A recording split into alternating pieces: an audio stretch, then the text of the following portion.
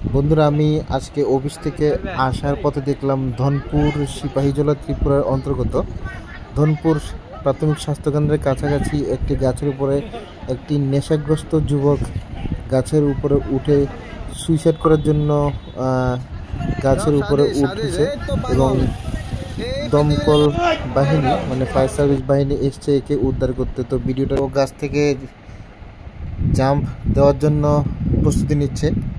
তো এখন কড়া নিরাপত্তার মধ্যে আছে, দেখা যাক কি হয়।